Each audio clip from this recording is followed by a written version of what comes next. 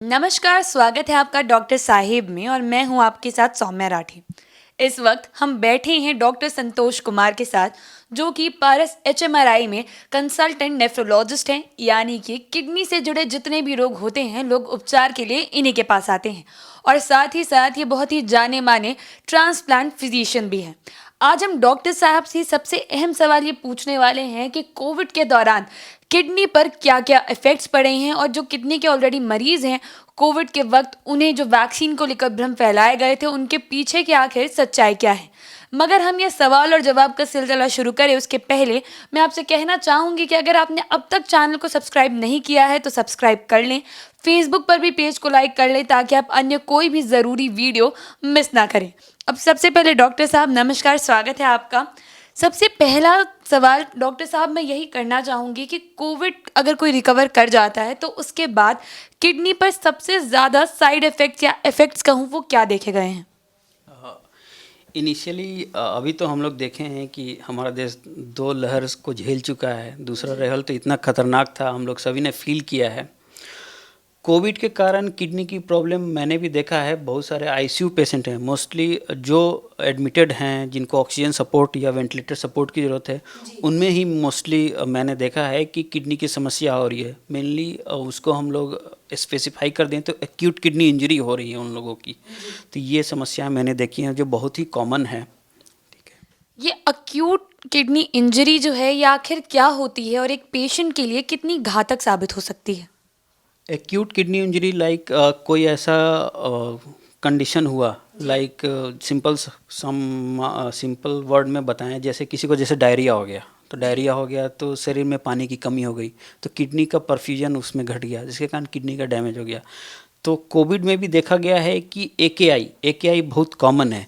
कारण उसके बहुत डिफरेंट है। कभी कभी वायरस का डायरेक्ट इफेक्ट है, या फिर ऐसी दवाएं बहुत सारी चलती हैं जो कोविड के लिए ज़रूरी दवाएं हैं, उनके कारण किडनी पर असर पड़ता है। ये सब भी है। बहुत दिन से अगर पेशेंट कोई ऑक्सीजन थेरेपी पर है या वेंटिलेटर पर है, उसके कारण भी किडनी की समस्याएं आई हैं।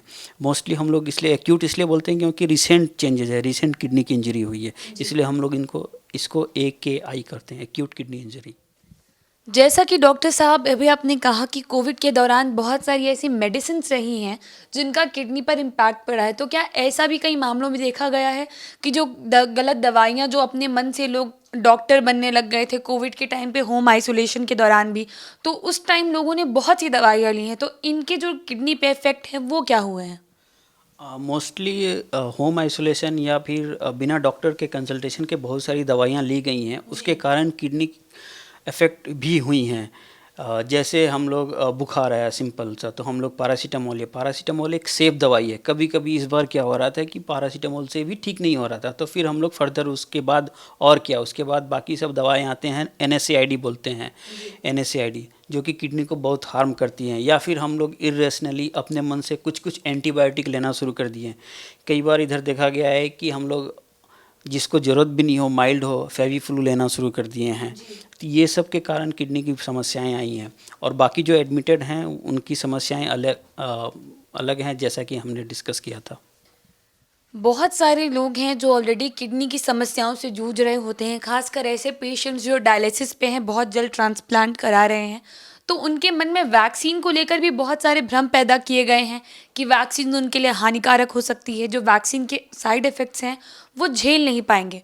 तो क्या ऐसे लोगों को जो किडनी के मरीज़ हैं उन्हें वैक्सीन नहीं लेनी है? किडनी के मरीज सेफली वैक्सीन ले सकते हैं। हम लोग किडनी के मरीज को दो भागों में, जैसा कि मैडम ने बताया, दो भागों में बांट दें। एक CKD के मरीज, दूसरे ट्रांसप्लांट ग्रुप के मरीज। तो CKD के मरीज सेफली ले सकते हैं, कोई प्रॉब्लम नहीं है। और जैसे नॉर्मल पॉपुलेशन को होता है, हल्का फुल्का फीवर आ गया या हल्का फुल्का शरीर में दर्द, ये सब हो सकता है वैक्सीन लेने के बाद, यही रहेगा, कुछ अलग से नहीं है। जनरली ये जितने सारे वैक्सीन हैं इंडिया में जो भी अवेलेबल है बाहर है, ये ऑल आर डेड वैक्सीन। ठीक है, तो इसको लेने में कोई प्रॉब्लम नहीं है, हम लोग सेफली ले सकते हैं। तो CKD की मरीज़ भी सेफली ले सकते हैं। रिगार्डिंग ट्रांसप्लांट है कि जैसे कुछ मरीज ट्रांसप्लांट के वेटिंग में है, और कुछ लोगों का जैसे ट्रांसप्लांट हो चुका है, वो लोग ले सकते हैं कि नहीं ले सकते हैं।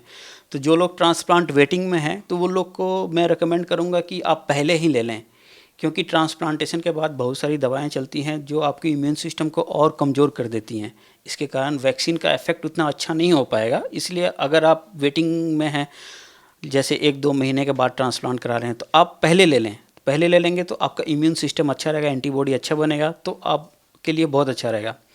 दूसरे कंडीशन में वो मरीज़ जिनका ट्रांसप्लांट, किडनी ट्रांसप्लांट हो चुका है, तो उन लोगों के लिए कम से कम 3 महीने रुकना बहुत ज़रूरी है, क्योंकि 3 महीने तक हम लोग बहुत ही हाई डोज इम्यूनोसप्रेशन देते हैं जो शरीर को, इम्यूनिटी को बहुत ही वीक कर देती है, तो आपकी एंटीबॉडी उतने अच्छे बन नहीं पाएगी। तो आप 3 महीने रुक जाएं। बेस्ट है कि 6 मंथ रुक जाएं। जनरली 6 मंथ के बाद क्या है कि इम्यूनोसप्रेशन का डोज बहुत ही कम हो जाता है, आप एक आम पब्लिक टाइप के हो जाते हैं। तो उस कंडीशन में आप सेफली ले सकते हैं, क्योंकि ये ऑल आर डेड वैक्सीन, तो हम लोग सेफली ले सकते हैं। या फिर प्रोडक्ट होते हैं जैसे कोविशील्ड में स्पाइक प्रोटीन है उसके अगेंस्ट, तो वो हम लोग सेफली ले सकते हैं, कोई प्रॉब्लम नहीं है। अब जैसा कि आपने वैक्सीन लेने के लिए बता दिया है कि वैक्सीन लेना बिल्कुल सेफ़ है जितने भी किडनी के मरीज़ हैं उनके लिए। लेकिन यहाँ एक अहम सवाल ये भी करना चाहूँगी कि हमारे देश में इस वक्त 3 वैक्सीन्स अवेलेबल हैं। तो क्या तीनों में से कोई एक है जो आप रेकमेंड करेंगे सारे दर्शकों को कि अगर कोई किडनी का मरीज़ है तो उसे तीनों में से एक लेनी चाहिए, या फिर कौन-सी वैक्सीन है जो सबसे ज़्यादा उनके लिए कारगर साबित होगी? किडनी मरीज़ तीनों में से कोई भी वैक्सीन ले सकते जी। हैं। कोवैक्सीन, कोविशील्ड और स्पुतनिक का कोई तीनों ले सकते हैं। तीनों में कोई प्रॉब्लम नहीं है, सब एक समान ही हैं, ठीक है। तीनों में कोई भी लाइव वैक्सीन नहीं है, तो ये इसको आप ट्रांसप्लांट के बाद में भी तीनों में से कोई ले सकते हैं, या सीकेडी के मरीज है वो भी तीनों में से कोई ले सकते हैं।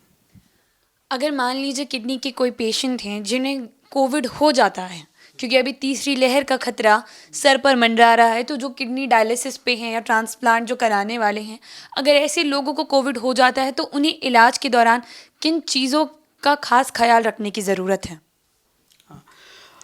कोविड हो जाता है तो एक तो आप जो पल्मोनोलॉजिस्ट हैं उनसे कंसल्ट में रहें, और अगर कुछ किडनी की प्रॉब्लम आती है, जैसे कि आप रूटीन चेकअप कराते रहें, सीरम क्रेटिनिन की और यूरिन रूटीन की, उसमें अगर कोई प्रॉब्लम आती है आप रेगुलर चेक कराते रहें। अगर उसमें कुछ प्रॉब्लम आती है तो जल्द से जल्द अपने नेफ्रोलॉजिस्ट से मिलें, वो फिर उसके हिसाब से ट्रीटमेंट प्लान करेंगे क्या प्रॉब्लम है। अब आखिरी सवाल मैं यही करना चाहूँगी कि पोस्ट कोविड रिकवरी में जो किडनी में परेशानियाँ देखी जा रही हैं, तो उससे लोग कैसे बचाव कर सकते हैं, कैसे अपना बेहतर ख्याल रख सकते हैं? पोस्ट कोविड अगर पेशेंट रिकवर कर जाते हैं तो और जिनको किडनी की प्रॉब्लम होती है, वो मैंने देखा है कि धीरे धीरे वो भी ठीक हो जाती हैं। बस आपको ख्याल रखना है, ऐसी दवाई नहीं खानी है जो फर्दर किडनी को डैमेज करे। अपने आप को फुल्ली हाइड्रेटेड रखना है। फुल्ली हाइड्रेटेड मतलब अच्छे से पानी वानी पीना है, यूरिन में इन्फेक्शन वगैरह को बचाना है, रेगुलर टाइम पर टेस्ट करते रहना है, तो आप सेफली मतलब किडनी को बचा सकते हैं। तो देखा आपने कि किस तरीके से डॉक्टर साहिब ने हमें समझाया है कि जो लोग किडनी के मरीजों को लेकर कोविड और उनके जोड़कर भ्रम फैला रहे थे कि वैक्सीन अनसेफ है, दवाइयाँ लो सब कुछ ठीक रहेगा, तो इन बातों में कितने ज़्यादा अंधविश्वास है, कितना सुपरस्टिशन और कितने सारे झूठ हैं। इसलिए ज़रूरी है कि आप घबराएं नहीं, और अगर आपको कोई भी समस्या हो रही है तो आप डॉक्टर से कंसल्ट कर कर उनकी बताई गई दवाइयाँ लें, ना कि अपने मन से अपने आप ही चिकित्सक बन जाए, क्योंकि वो आपकी समस्या को और ज़्यादा बढ़ाने का काम कर सकती है। और एक चीज़ याद रखना बेहद महत्वपूर्ण है कि किसी भी स्थिति में पैनिक करने की कोई आवश्यकता नहीं है, क्योंकि हमारी मेडिसिन जो हैं वो इतनी कारगर हो चुकी हैं कि आपका इलाज बिल्कुल सही तरीके से हो सकता है और आप बिल्कुल स्वस्थ हो जाएंगे। बहुत जल्द मुलाकात होगी डॉक्टर साहिब के अगले एपिसोड में। तब तक के लिए अगर आप इस वीडियो को फेसबुक पर देख रहे हैं तो पेज को लाइक और शेयर ज़रूर करें। अगर आप इसे यूट्यूब पर देख रहे हैं तो चैनल को सब्सक्राइब करें। आप हमें कमेंट बॉक्स में ये भी बता सकते हैं कि डॉक्टर साहिब से आपके और क्या सवाल हैं। धन्यवाद।